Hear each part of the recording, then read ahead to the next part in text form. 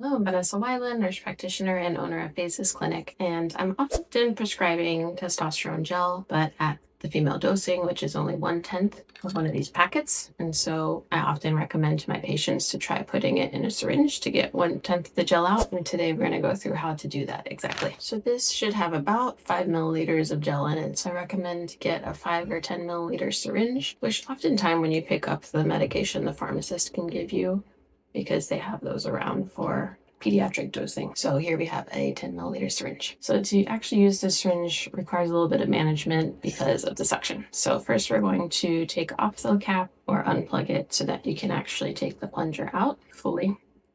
But then you're going to want to replunge it, or recap it, I should say, to put the gel in. And then, as I say, it should be about 5 milliliters. Not the end of the world if you don't get every last drop. Okay, so here comes the trickiest part where you're trying to get the plunger back in without squirting gel everywhere. So go ahead and put the plunger in while the cap is on. And then tap the gel down to the bottom as best as you can. Okay, now you take the cap back off, or remove your finger if you don't have a cap, so that you can squeeze the gel up toward the top, and you might have some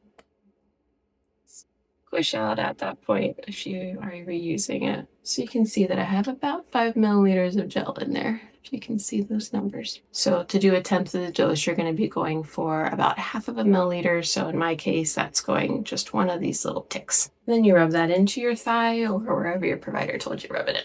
Then just allow it to dry and wash your hands right away and cover with a layer of clothing to reduce the risk of transfer to kids or pets. So drop a comment below if you still have any questions. I hope that was helpful.